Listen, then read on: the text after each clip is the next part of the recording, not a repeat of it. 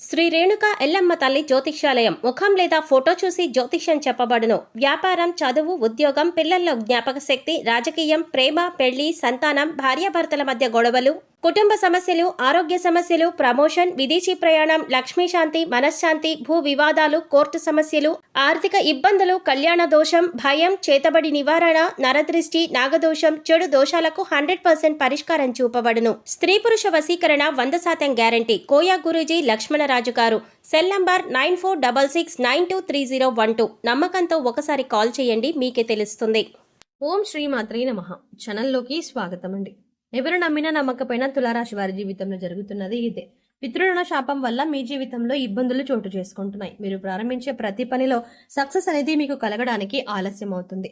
ఆర్థిక పరంగా ఎన్నో ఇబ్బందులను ఎదుర్కొంటున్నారు. ఎన్ని పూజలు చేసినా ఫలితం లభించట్లేదు. ఎంత కష్టపడినా లైఫ్ సెటిల్ కాలేదు అనుకునే వారికి గల కారణాలు తెలుసుకోవాలి.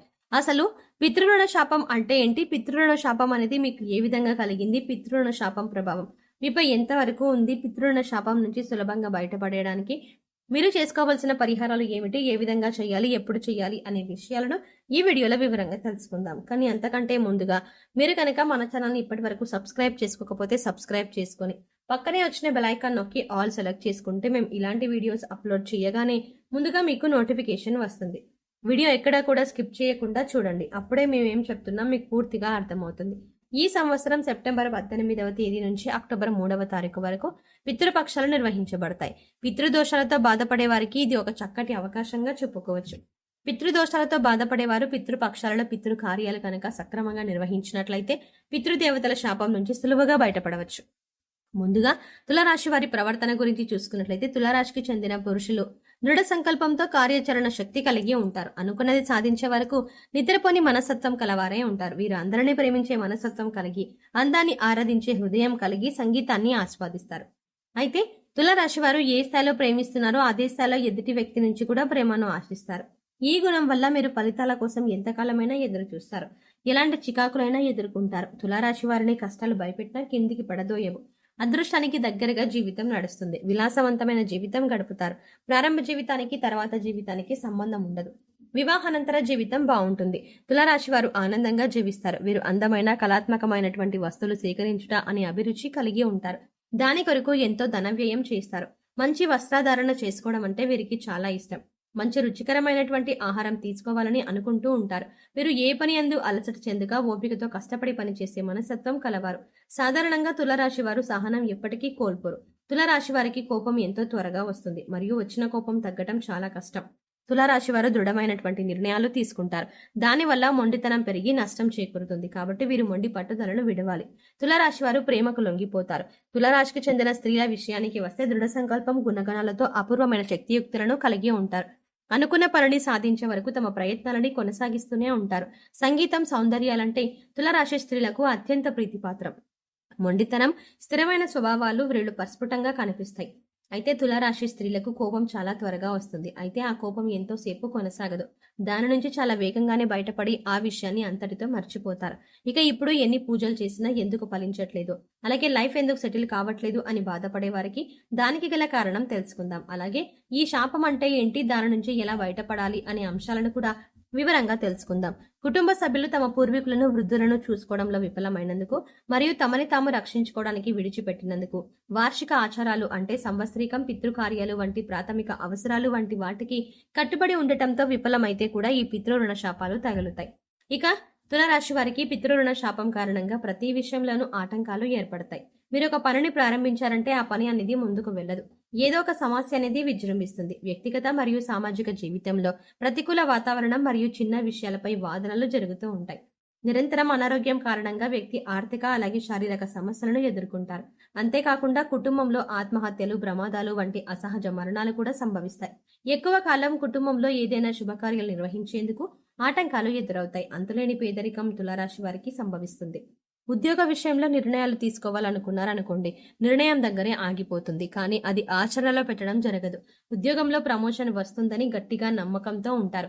కానీ ప్రమోషన్ రాదు. మీకు అప్పగించిన పనిని మీరెంతో శ్రద్ధగా సక్రమంగా చేసినా శ్రమకు తగ్గ ఫలితం రాదు. ఆదాయంలో మార్పులు అనేవి చోటు చేసుకోవు. ఎటువంటి ప్రమోషన్లుగానే ఉండవు. పితృరుణ శాపం ఈ విధంగా మిమ్మల్ని వెంటాడుతుంది. అలాగే ఖచ్చితంగా ఈ పని అయిపోతుందని చివరి వరకు వచ్చిన పని కూడా ఆగిపోవడం లాంటివి జరుగుతూ ఉంటాయి. ఎప్పుడో మీరు తెలిసి తెలియక చేసిన పనుల వల్ల ఆ శాపంతో మీరు బాధపడుతూ ఉంటారు. ఏ నిర్ణయం తీసుకున్నా సరే మీకు అనుకూలంగా మాత్రం ఉండదు. అయితే మీరు ఇలా అనుకోవచ్చు, మా తల్లిదండ్రుల్ని మేము చాలా బాగా చూసుకుంటున్నాం కదా, పితృరుణ శాపం అంటున్నారు ఏంటి అని. ఈ జన్మలో మీరు మీ తల్లిదండ్రుల్ని ఏ లోటు లేకుండా చూసుకోవచ్చు, కానీ పూర్వజన్మలో మీరు తల్లిదండ్రుల్ని సరిగ్గా చూసుకోకపోవడం కారణంగా మీకు ఈ శాపం అనేది తగులుతుంది. అంతేకాకుండా ఒకవేళ మీరు చెయ్యకపోయినా మీ పూర్వీకులు కూడా చేసిన ఆ శాపం అనేది మిమ్మల్ని వెంటాడుతూ ఉంటుంది. ఈ విధంగా మీకు పితృరుణ శాపం అనేది వెంటాడుతుంది. దాని కారణంగానే వ్యాపారపరంగా వ్యాపారంలో అభివృద్ధి అనేది ఉండదు. కుటుంబ సభ్యులకి మీకు మధ్య చిన్న చిన్న విభేదాలు వస్తూనే ఉంటాయి. సంతానపరంగా కూడా వాళ్ళ వైపు నుంచి కూడా మీకు ఏదో ఒక సమస్య అనేది వస్తుంది.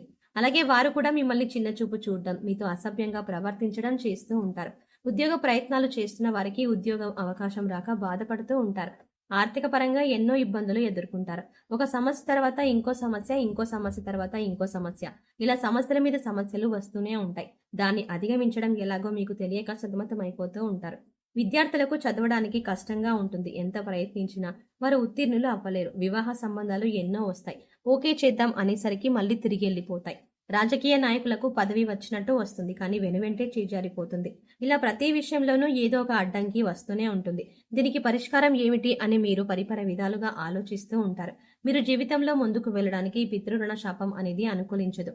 మిమ్మల్ని వెనక్కి లాగేస్తూ ఉంటుంది. అలాగే ఆరోగ్యపరంగా కూడా ఎన్నో సమస్యలు అనేవి ఎదుర్కొంటారు. పితృరుణ శాపం నుంచి బయటపడాలన్నా, ఇబ్బందులకు గురి చేస్తున్న సమస్య నుంచి విముక్తి చెందాలన్నా, ప్రతి కార్యంలోనూ తొందరగా ఫలితం రావాలన్నా మీరు కొన్ని పరిహారాలు పాటిస్తే సులభంగా ఈ పితృరుణ శాపం నుంచి, అలాగే మీకు కలిగినటువంటి బాధ నుంచి బయటపడగలుగుతారు.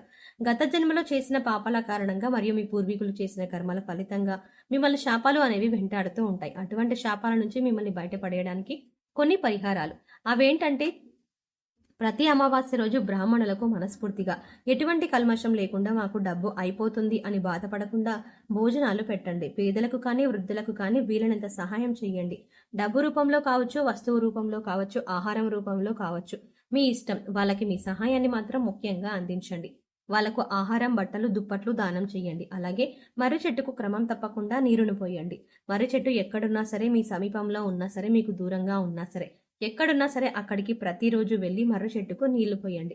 అంతేకాకుండా పక్షులకి కానీ, జంతువులకి కానీ, ఆవులకు కానీ, కుక్కలకు కానీ మరియు ఆహారాన్ని కానీ, పాలు కానీ ఇవ్వండి.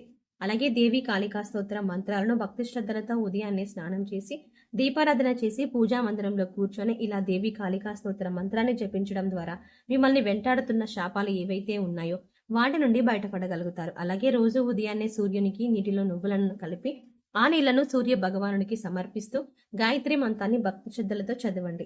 ఇలా చేయటం వల్ల మీరు పితృరుణ శాపం నుంచి బయటపడగలుగుతారు. సో చూసారు కదండి, సెప్టెంబర్ 18 నుంచి అక్టోబర్ 3వ తారీఖు వరకు వస్తున్నటువంటి పితృపక్షాలలో పితృకార్యాలను ఏ విధంగా నిర్వహించాలి, తులారాశి వారికి పితృరుణ శాపం వల్ల కలిగే ఇబ్బందులు ఏమిటి, అంతేకాకుండా వాటి నుంచి బయటపడడానికి మీరు చేయవలసిన పరిహారాలు ఏమిటో తెలుసుకున్నారు కదా. ఈ వీడియో మీకు నచ్చినట్టయితే లైక్ చేసి మీ ఫ్రెండ్స్ అండ్ ఫ్యామిలీ మెంబర్స్లో తులారాశి వారు ఎవరైనా ఉంటే వారితో మర్చిపోకుండా ఈ వీడియోని షేర్ చేసుకోండి. అలాగే ఇప్పటి వరకు మన ఛానల్ కనుక సబ్స్క్రైబ్ చేసుకోకపోతే సబ్స్క్రైబ్ చేసుకొని పక్కనే వచ్చిన బెల్ ఐకాన్ నొక్కి ఆల్ సెలెక్ట్ చేసుకుంటే మేము ఇలాంటి వీడియోస్ అప్లోడ్ చేయగానే ముందుగా మీకు నోటిఫికేషన్ వస్తుంది. మరో చక్కటి వీడియోతో మళ్ళీ కలుద్దామండి. ఓం శ్రీ